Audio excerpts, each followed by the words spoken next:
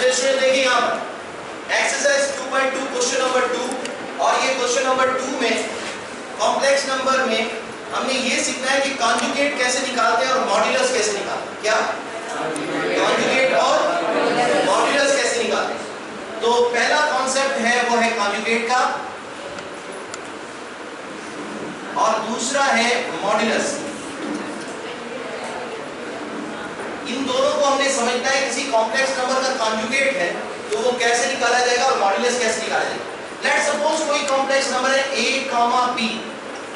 ये कोई भी कॉम्प्लेक्स नंबर है, a की जगह कोई भी एलिमेंट आ सकता है, b की जगह कोई भी। ये पार्ट कौन सा पार्ट कहलाता है? रियल। और ये वाला इमेजिनरी। ये कौन सा पार्ट है? इमेजिनरी। अब अगर हमें इसका कॉन्जुगेट निकालना है तो हम कहेंगे a, b conjugate is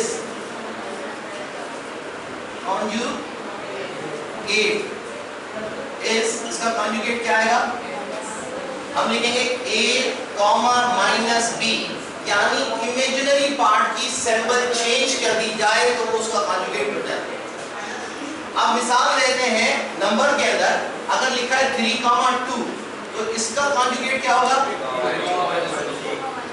imaginary part की साइन सिंबल चेंज होगी हो जाएगा 3, -2। ये इसका कॉन्जुगेट है। तो 3, -2 का कॉन्जुगेट क्या है?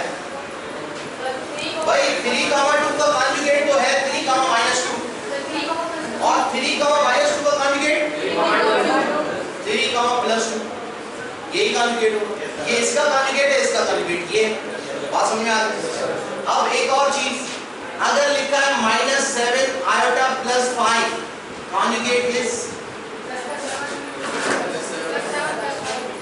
क्या है कॉन्जुगेट इसका? प्लस का 7 आयोटा प्लस का 5 इमेजिनरी पार्ट की साइन चेंज की जाती है, उसको कॉन्जुगेट कहते हैं। ये बात समझ में आई? यहाँ पर एक इमेजिनरी पार्ट कौन सा है? Iota -7 iota. इसकी साइन चेंज होगी 7 आयोटा हो जाएगा और रियल पार्ट की साइन चेंज नहीं होती कॉन्जुगेट में। सुन रहे? ठीक। इस तरफ ऑर्डर पेयर के अंदर इस तरफ ये इमेजिनरी पार्ट है, ब्रैकेट से बाहर। हाँ ये पॉइंट याद रखें स्टूडेंट।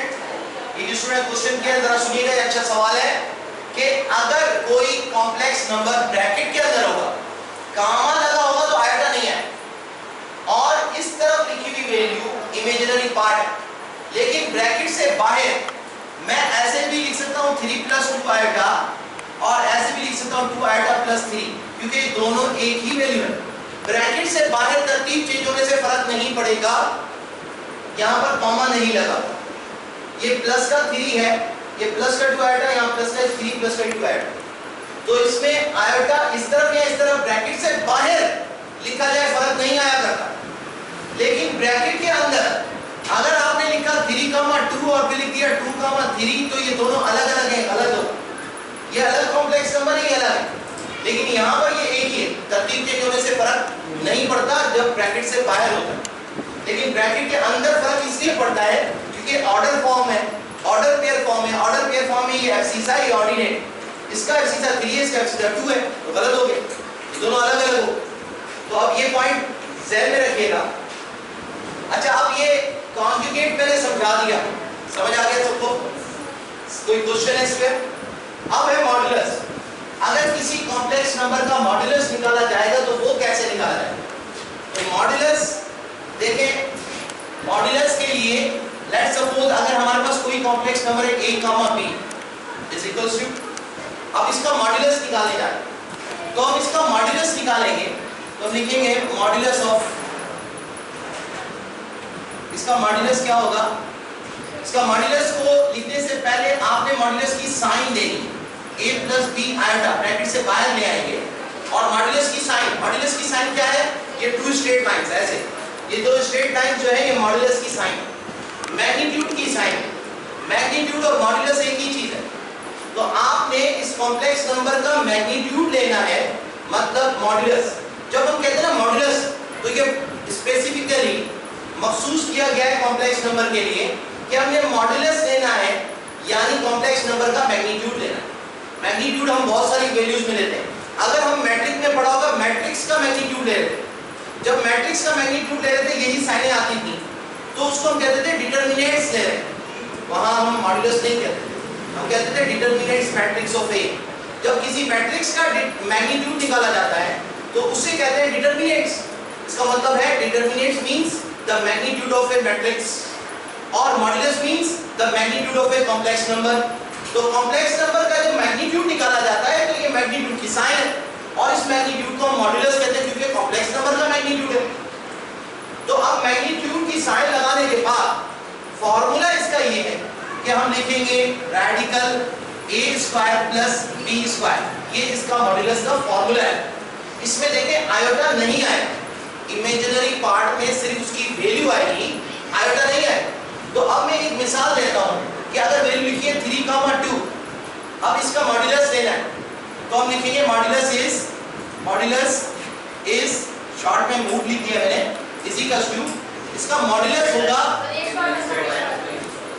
लिखेंगे 3 प्लस 2 आयोटा, पहले मॉड्यूलस की साइन देंगे फिर उसको फॉर्मूले में लेकर जाएंगे, पहले मॉड्यूलस की साइन देना जरूरी। अब मॉड्यूलस की साइन देने के बाद आप लिखेंगे 3 स्क्वायर प्लस 2 का स्क्वायर, आयोटा नहीं है तो 3 का स्क्वायर कितना हो गया 9 प्लस 4 तो इज इक्वल्स टू रेडिकल 13 और सॉल्व नहीं होगा तो हमारा ये मॉड्यूलस आ गया 3,2 का मॉड्यूलस है रेडिकल 13, इसकी मैग्नीट्यूड वैल्यू है।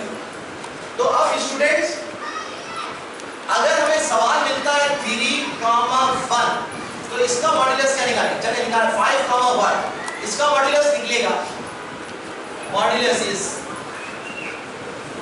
इसका मॉड्यूलस निकालेंगे हम, पहले लिखेंगे नीचे ले आते हैं, क्या लिखेंगे मॉड्यूलस की साइन 5 प्लस 1 आयोटा, 1 लिखते नहीं सिर्फ आयोटा है।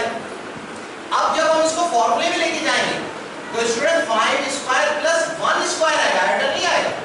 तो अक्सर स्टूडेंट आयोटा लिख लेते हैं, वो गलत हो जाएगा।